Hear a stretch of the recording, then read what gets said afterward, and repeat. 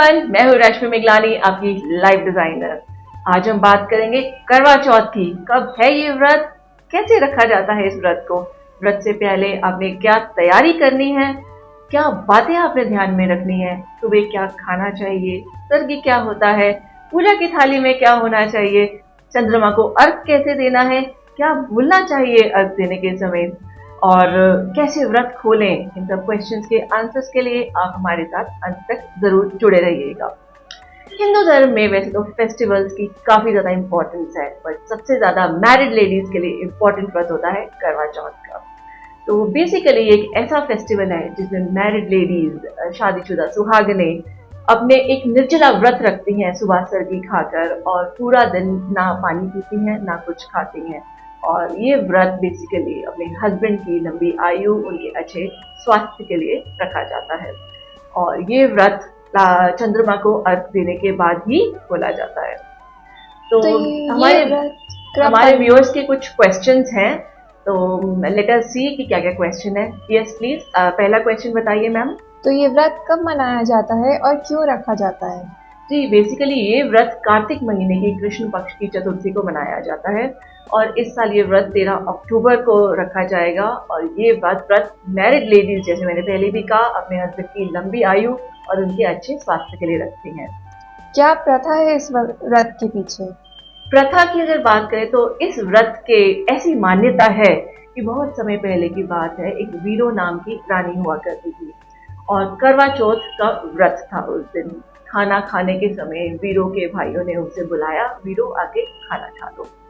जब उनके भाइयों ने उसको खाना खाने के लिए बुलाया तो वीरों ने मना कर दिया। उसने कहा, आज मेरा व्रत है, मैं चंद्रमा को अर्घ देने के बाद ही कुछ खाऊंगी या कुछ पीऊंगी। वीरों को इस हालत में भूखा प्यासा देख दोनों सारे भाई उसके परेशान हो गए। तो उन्होंने क्या सोचा, क्यों नहीं हम एक बहरूपिया चांद का रूप देकर अपनी बहन को बोले कि चांद निकल आया। तो सारे भाइयों ने क्या किया, उन्होंने एक पहाड़ी पर जाकर दूर आग लगा दी, और छाननी से, जो आटा छानने वाली छाननी होती है, उस छाननी में उसको फोकस करके ऐसे पोर्ट्रे किया जैसे कि चांद निकल आया है। तो भी सारे भाई अपनी बहन वीरो के पास गए और बोले कि देख वीरो, तेरा चांद निकल आया है। तो फिर वीरो ने जब इसकी बात सुनी, वो बाहर गई, उसने उस भ्रमित चांद को अर्घ देकर अपना खाना खाना शुरू कर दिया।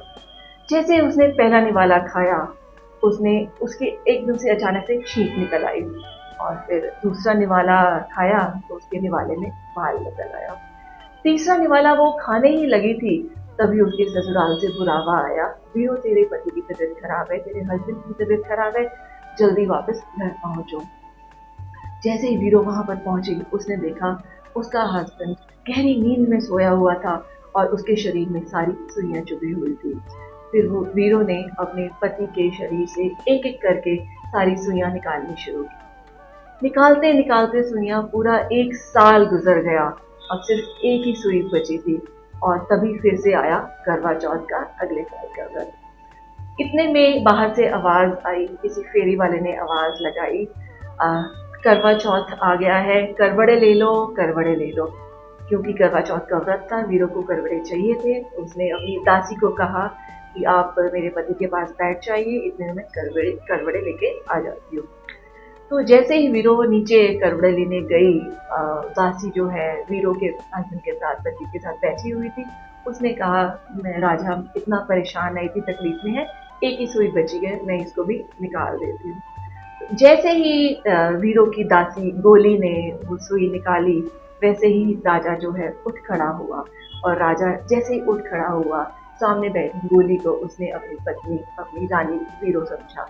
तो फिर क्या हुआ, जो दासी थी वो बन गई, जो गोली दासी थी वो बन गई वीरो रानी, और जो वीरो रानी थी वो बन गई गोली दासी। तो ये सुनकर वीरो को बहुत दुख हुआ, पर उसने सोचा शायद मेरी गलती थी, मेरा यही भाग्य है। फिर भी उसने हार नहीं मानी। एक दिन राजा विदेश जा रहे थे अपने काम के सिलसिले में, तो उसने, जो उसकी दासी थी, जो अभी इस समय रानी बनी हुई बैठी थी, उसने अपनी पत्नी से पूछा, आपको कुछ चाहिए वहां से विदेश से, तो मैं आपके लिए लेकर आऊंगा। तो क्योंकि उसकी पत्नी दासी थी, उसने कहा कि मुझे बहुत सारे हीरे जवाहरात और गहने लाकर दीजिए, मैं उसमें खुश रहूँगी।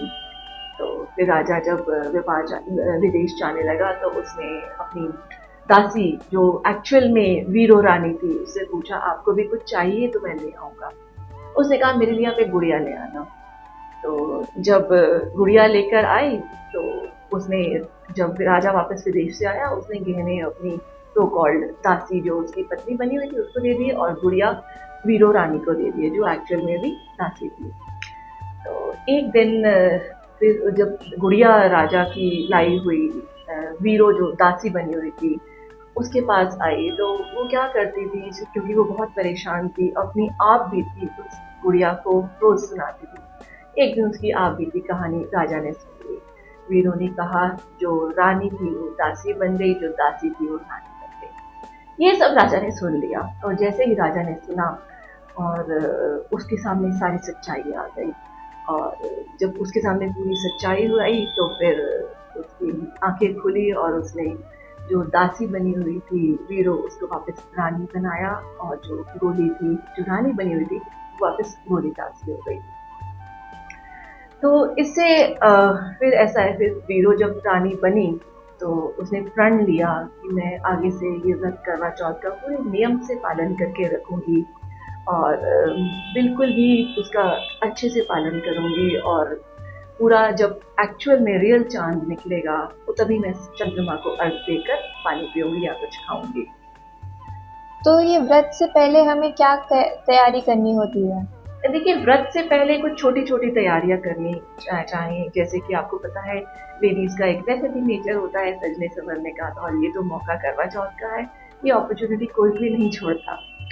तो सबसे पहले व्रत से पहले लेडीज जो है अपने लिए कुछ सुंदर सुंदर कपड़े खरीदती हैं, गहने खरीदती हैं, श्रृंगार का सामान खरीदती हैं, सर्दी के खाने का सामान हो गया, पूजा की थाली का सामान, अपने सास ससुर को जो गिफ्ट्स देने हैं वो खरीदती हैं।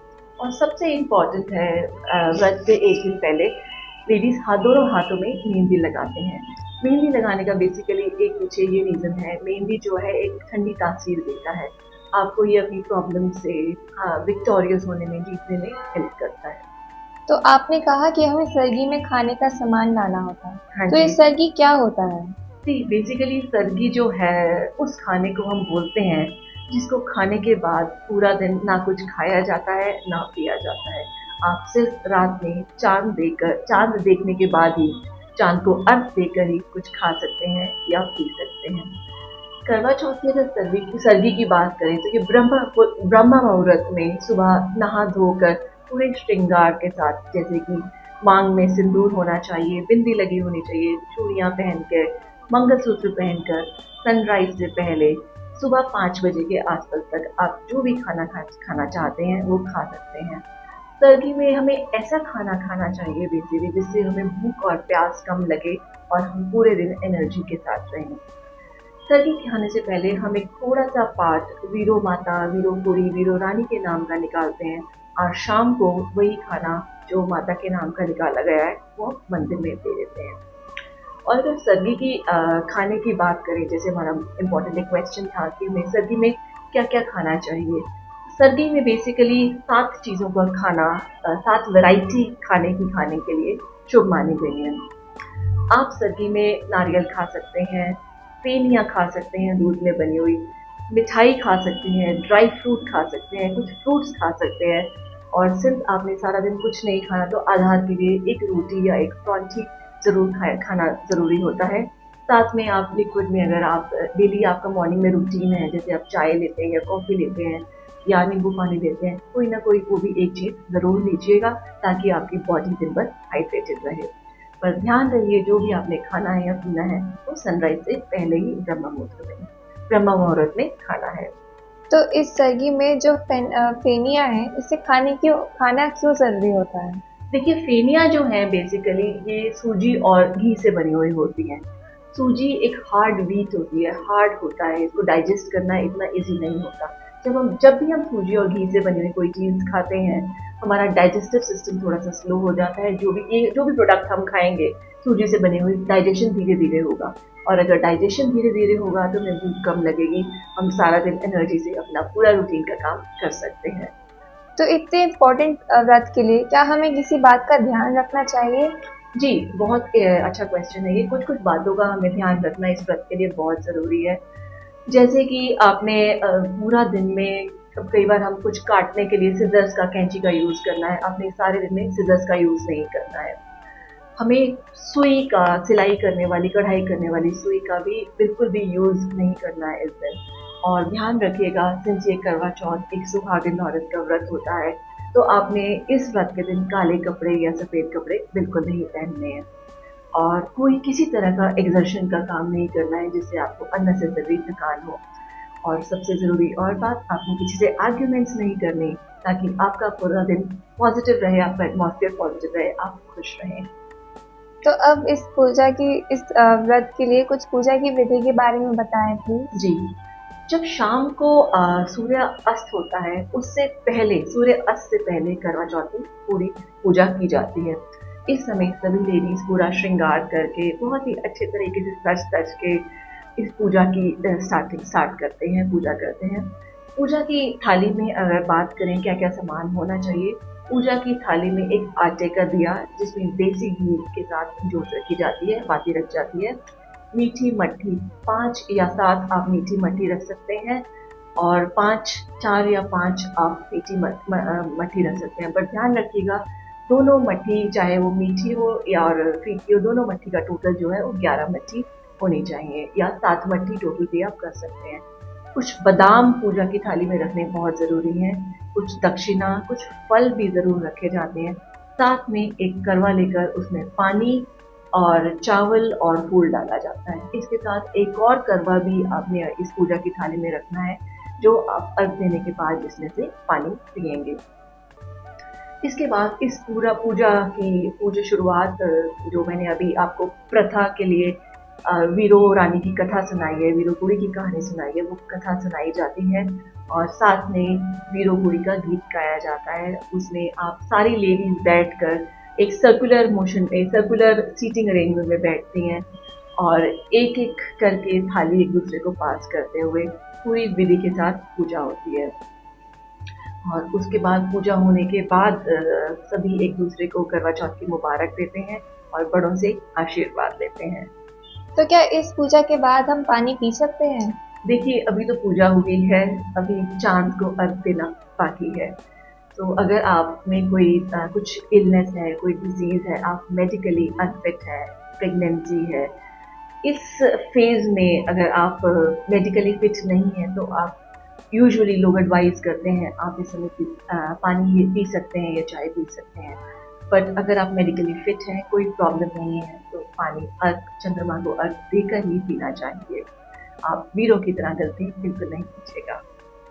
रात को चाँद निकलने के बाद छाननी में एक दिया जलाकर वर्टिकली छाननी को पकड़ना है, उसमें एक दिया जलाकर रखना है। दिया जलाने के बाद आप उसमें से चंद्रमा को देखेंगे और चंद्रमा को देखने के बाद जब आप अपने हस्बैंड को देखेंगे, उसके बाद फिर आपने 3 बार चंद्रमा की परिक्रमा करनी है। हाथ जोड़कर आपने विनती करनी है कि मेरे हस्बैंड की, मेरे पति की आयु लंबी हो, उनका स्वास्थ्य ठीक हो।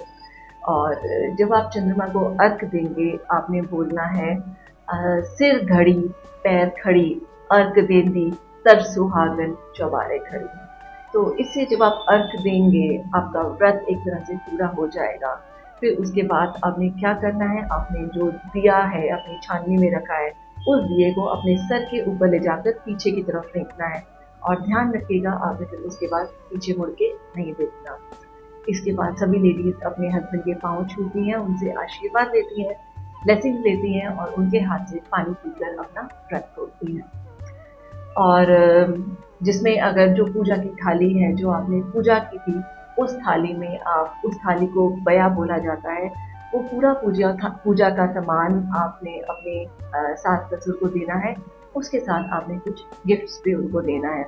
फिर उनको देकर उनसे ब्लेसिंग्स लेने हैं, उनसे आशीर्वाद लेना है।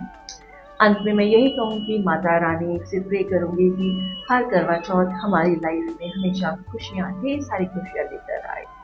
थैंक यू एंड हैप्पी करवा चौथ टू ऑल।